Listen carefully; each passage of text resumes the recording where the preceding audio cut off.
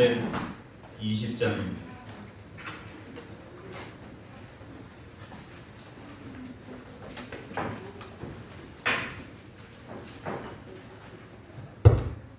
찬송가 320장입니다.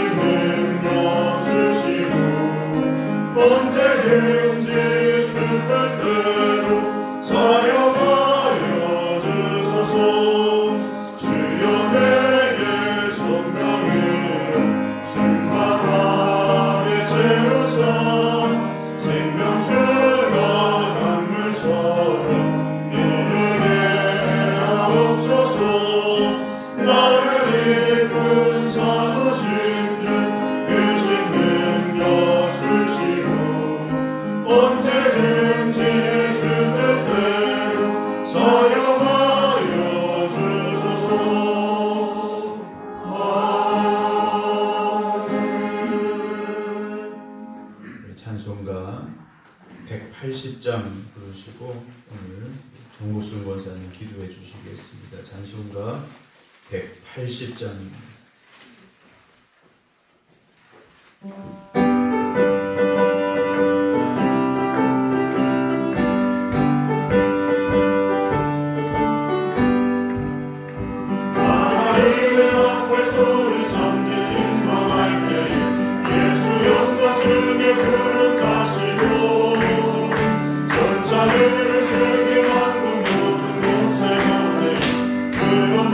성도들 보리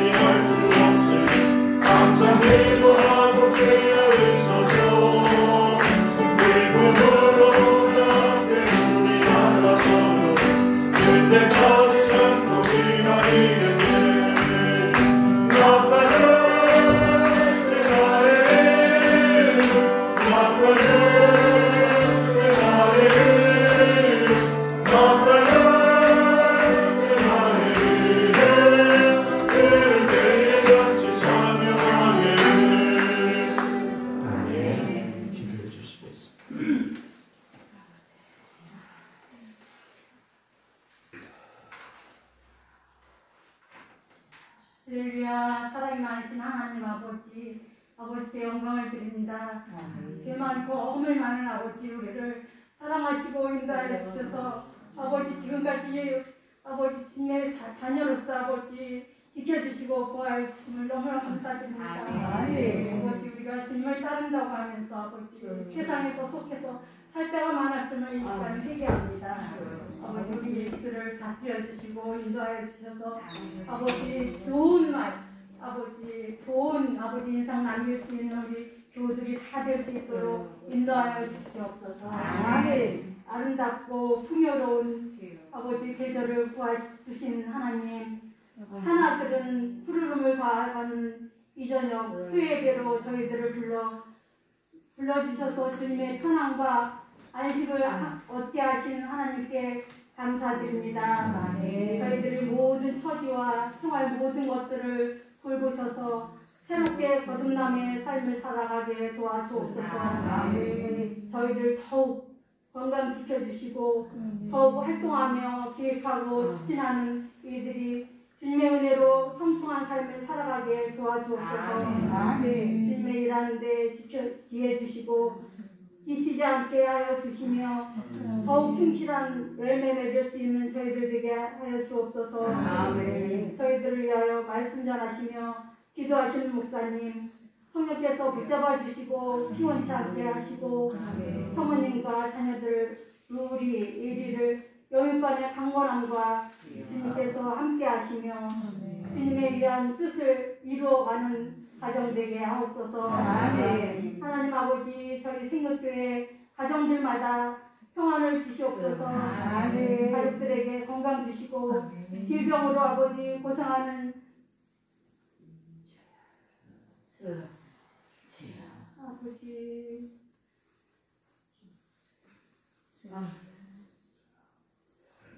돌봐주시기를 기도합니다.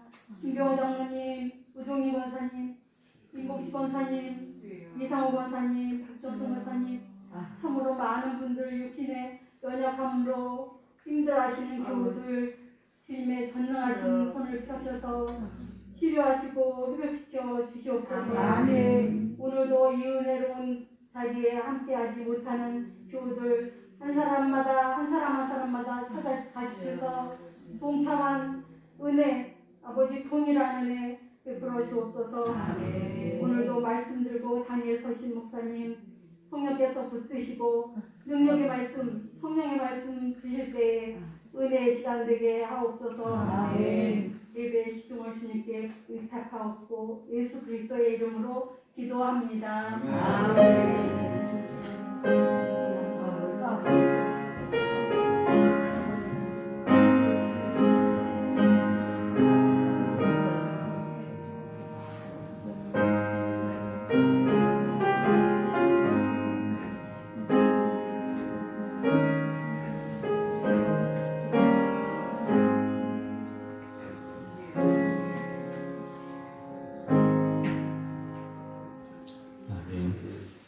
하나님께서 주시는 말씀 사도행전 11장 말씀입니다.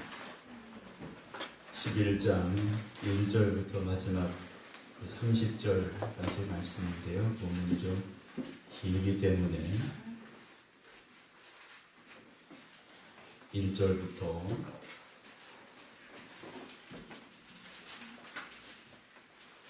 10절까지만 먼저 공독해 드리겠습니다. 신약성경 206쪽입니다. 신약성경 206쪽 사도행전 11장 1절부터 10절까지 먼저 공독해 드립니다.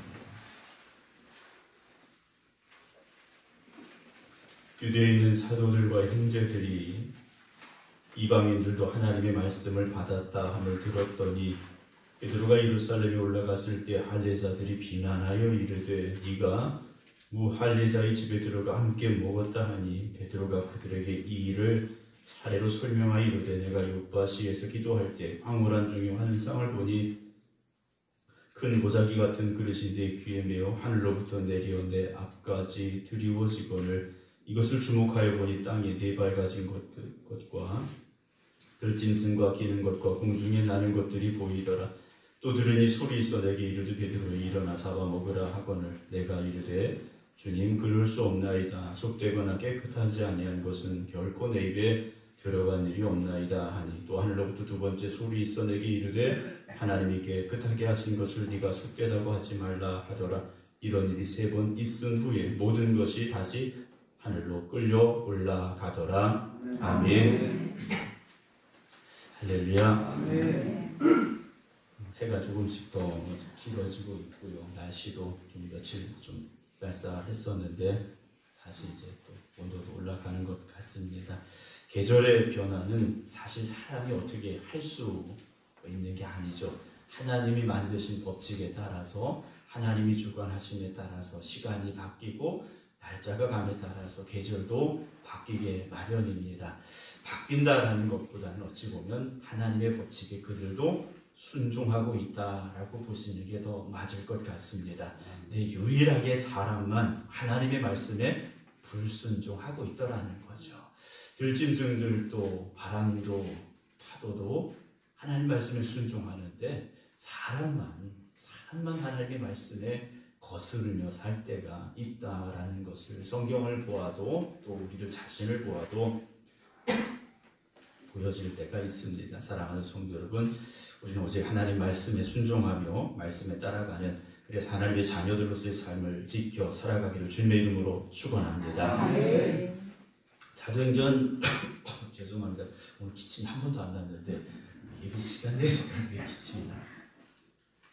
사도행전 11장의 말씀은 이제 사도행전 10장에서 우리가 지지난주에 나눴던 베드로에게 환상이 보여졌죠. 부정하다고 생각된 것을 베드로가 못 먹겠습니다 했더니 하나님 주님께서 먹어라 그러셨죠. 먹어라. 하나님이 깨끗하게 하셨으니까 네가 먹어라. 그리고 나서 만나게 하신 사람이 누구였습니까?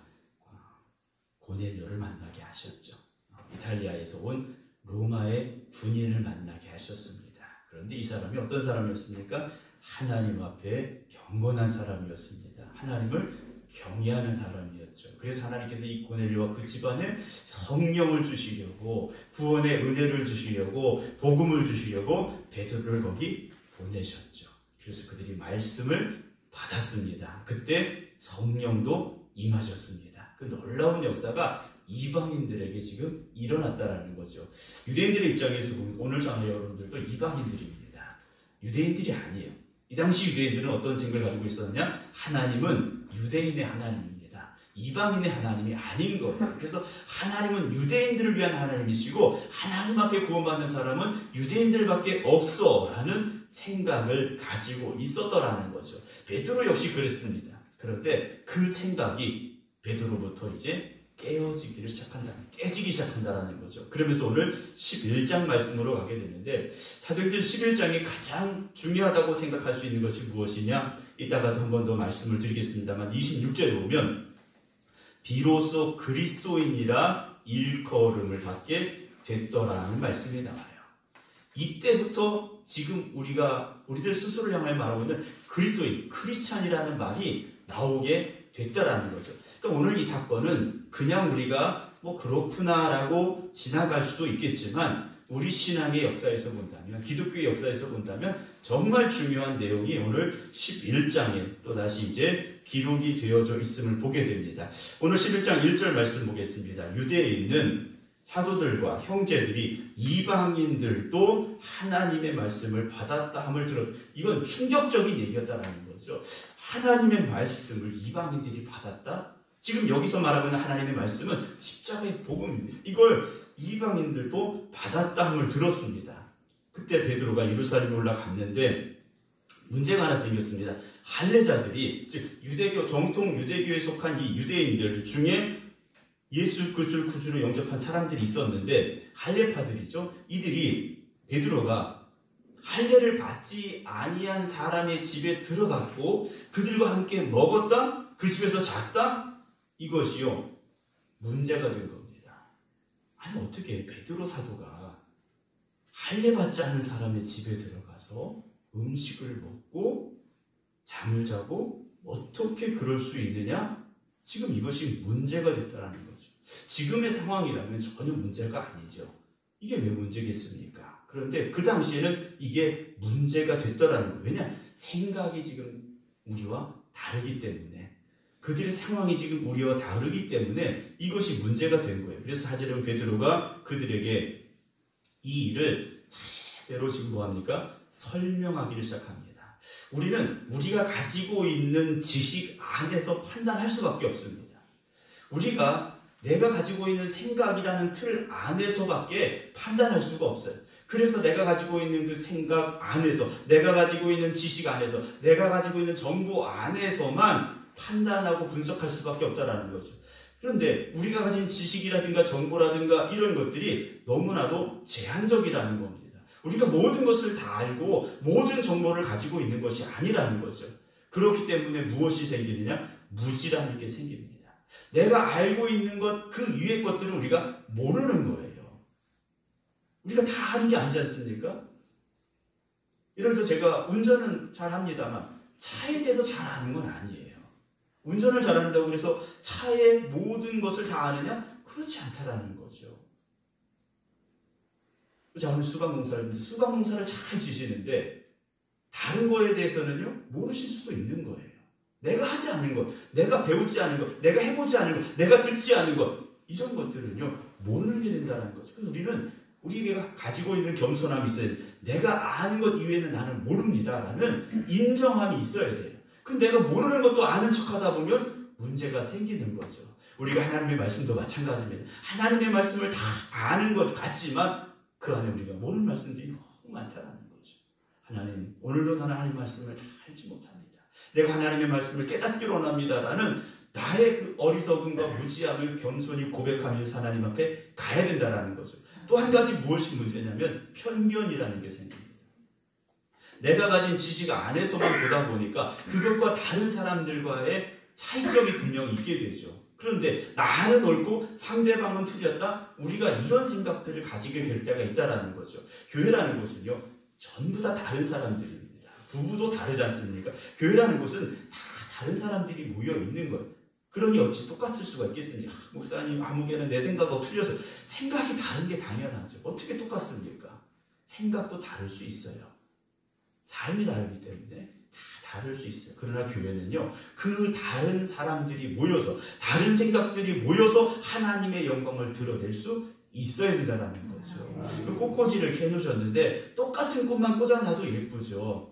그런데 다른 꽃들이 같이 섞여 있으면, 꽃 아닌 잎사귀도 섞여 있으면 다 어우러져서 아름다운 꽃꽂이가 되는 거지 않습니까?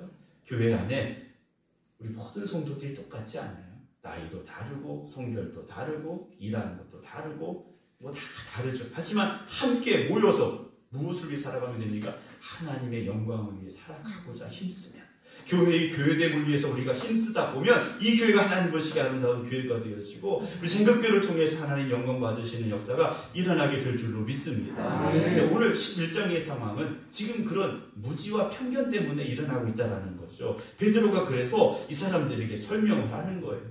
왜 할례받지 않은 사람들 집에 갔느냐라는 이 일에 대해서 설명을 하는데 10장에 있었던 그 이야기를 베드로가 쭉 말하기 시작합니다.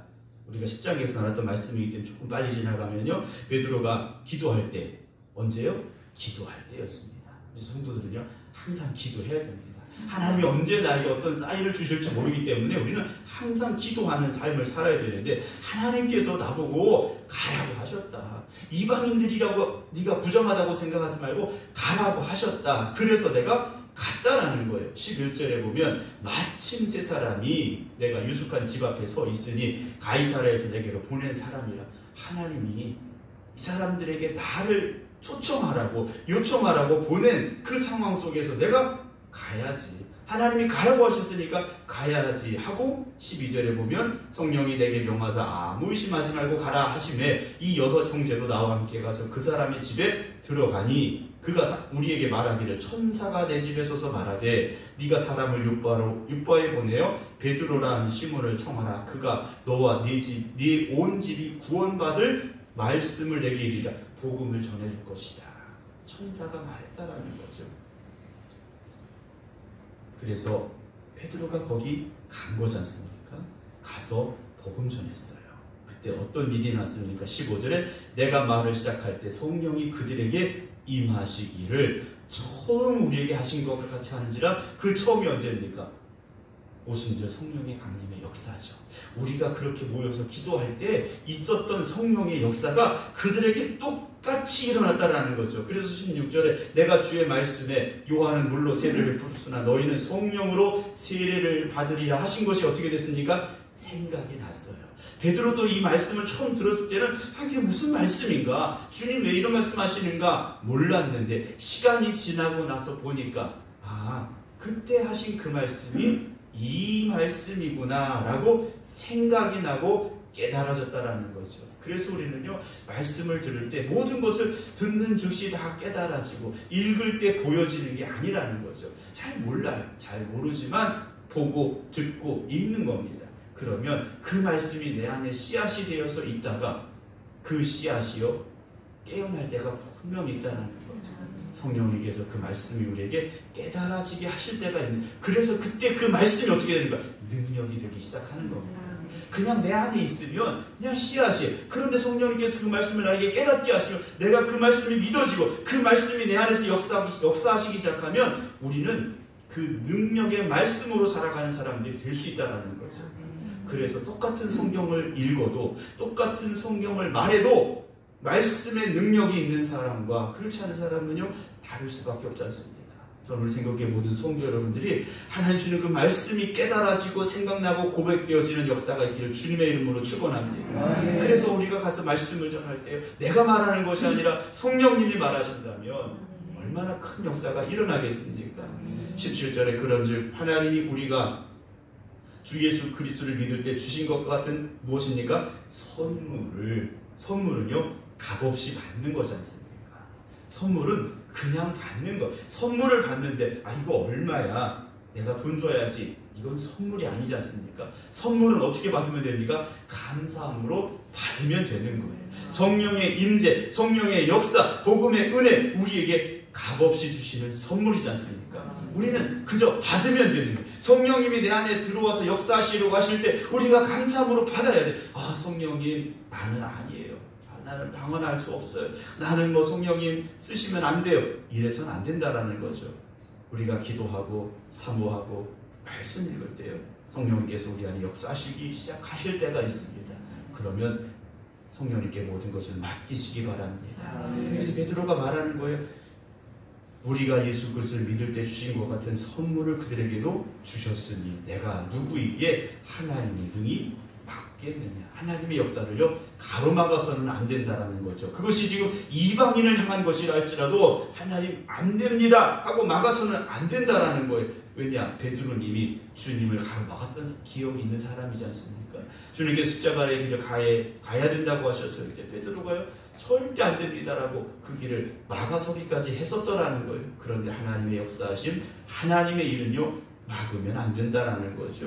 그래서 18절에 그들이 이 말을 듣고 그래 이게 하나님이 하시는 거구나. 하나님께서 이제 복음을 이방인들에게도 전해주시는구나 하면서 하나님께 영광을 돌렸어요. 그러면 하나님께서 이방인에게도 생명 얻는 무엇을 주십니까? 회개를 주셨다 하니라. 생명 얻는 회개예요. 회개는 생명을 주시는 통로라는 거죠.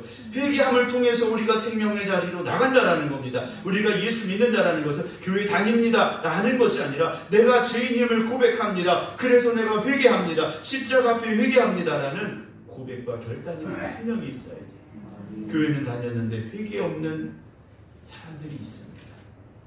십자가 앞에 나왔는데 회개가 없는 사람들이 있어요. 그러면 안 된다라는 거죠.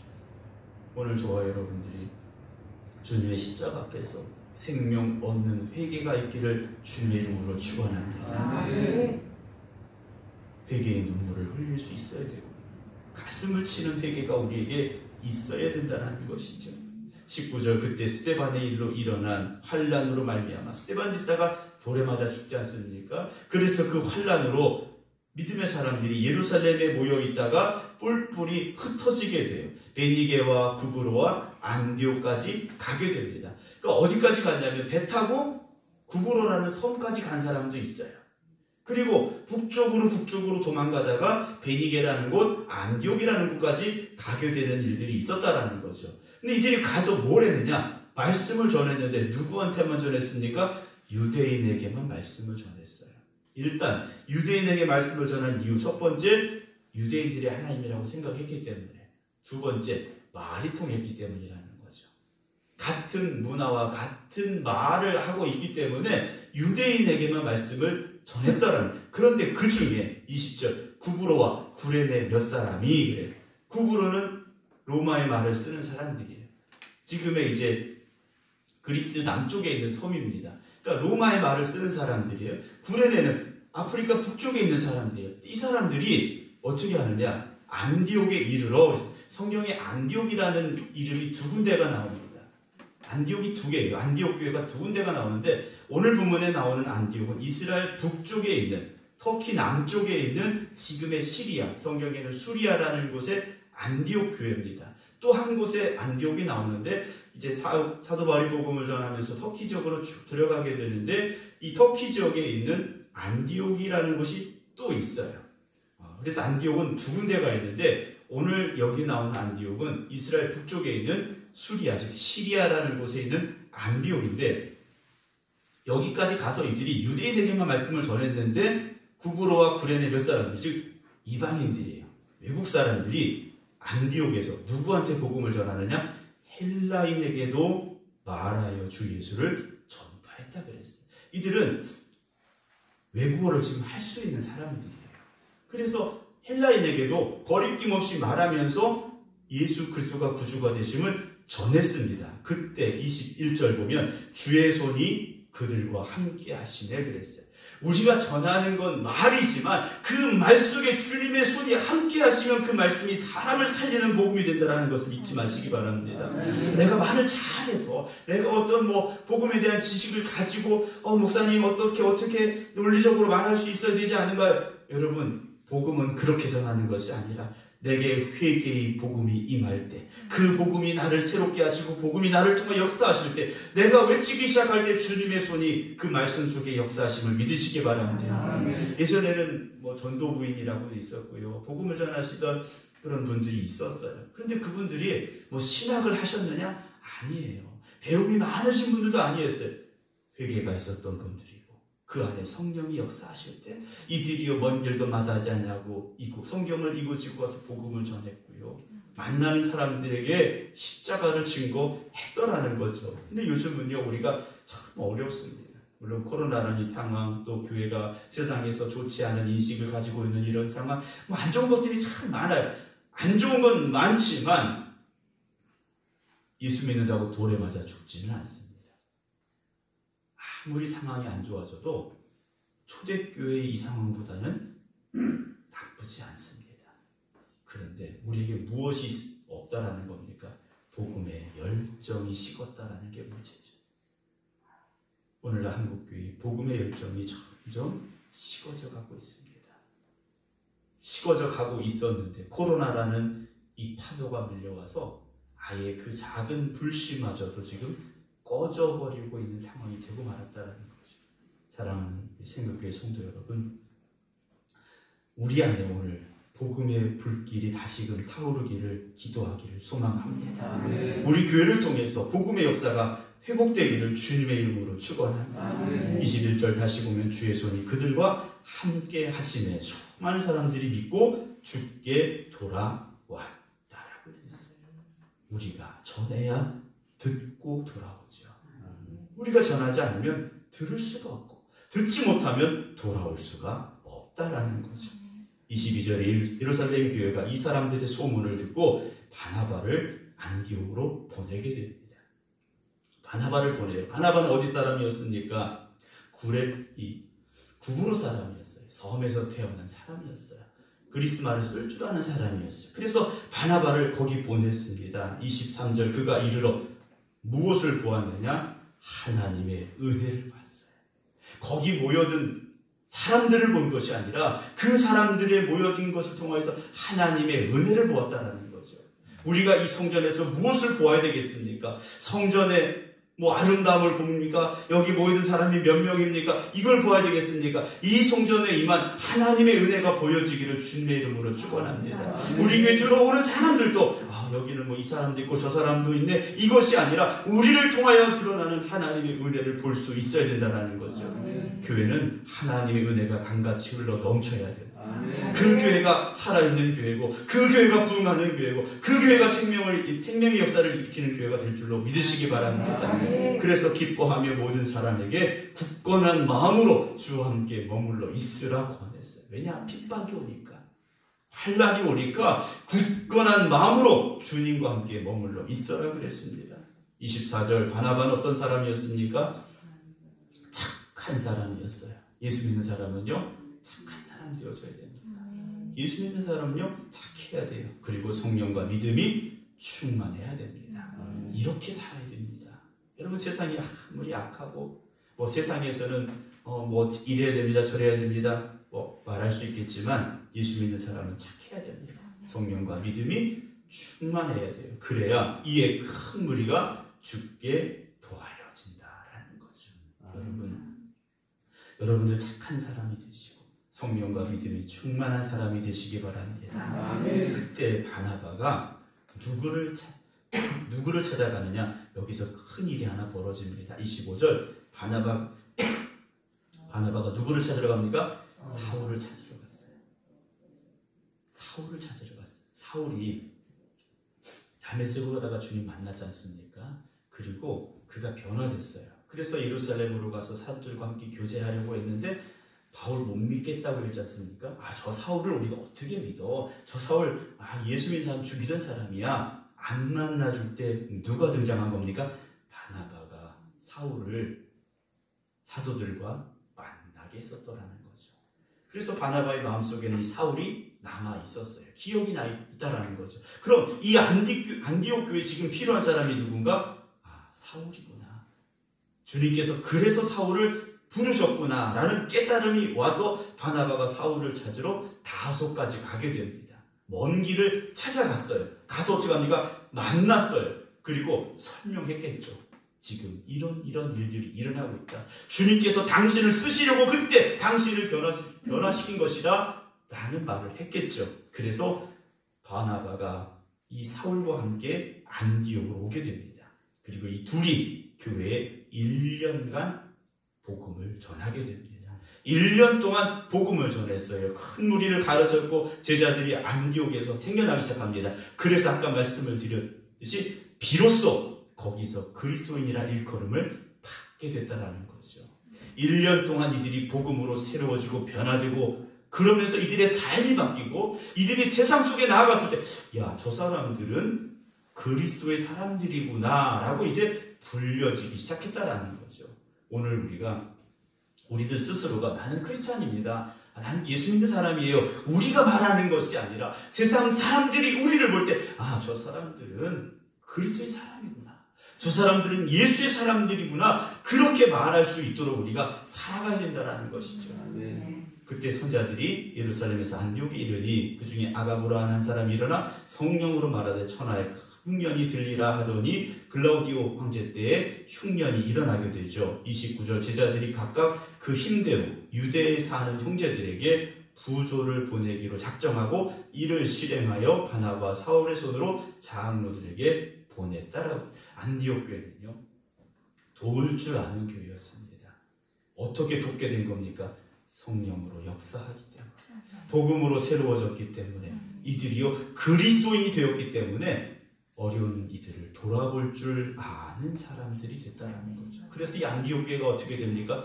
바울을 선교하는 일에 보내는 교회가 되어진 겁니다. 초대교회, 어찌 보면 맨 처음 교회, 우리가 어머니 교회라고 말할 수 있는 예루살렘 교회가 있었지만 예루살렘 교회가 했던 역할보다 안디옥 교회가 했던 역할이 훨씬 더 크다라는 거죠.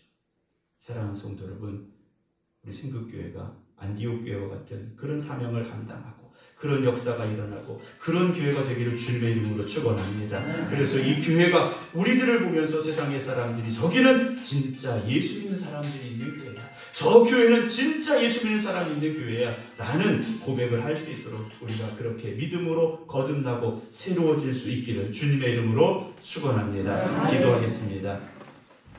참 좋으신 하나님, 우리를 택하셔서 하나님의 몸된 이 생극교회로 불러주셔서 이곳에서 하나님을 찬양하며 이곳에서 말씀 들으며 이곳에서 기도하며 이곳에서 충성하게 하시니 감사합니다.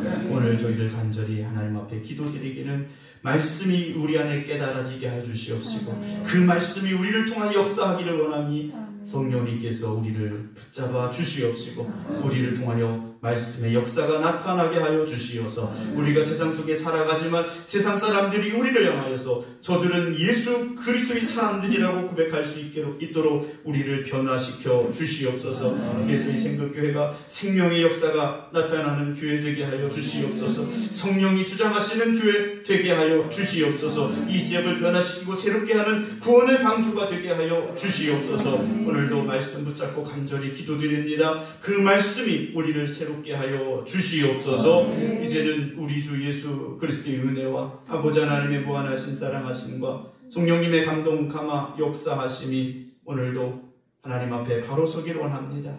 그 말씀이 우리를 새롭게 하여 주시고 성령님 우리에게 역사하여 주시옵소서. 기도드리는 모든 성도들 위해 이제부터 영원토록 함께 하시기를 간절히 축원하옵나이다. 아멘.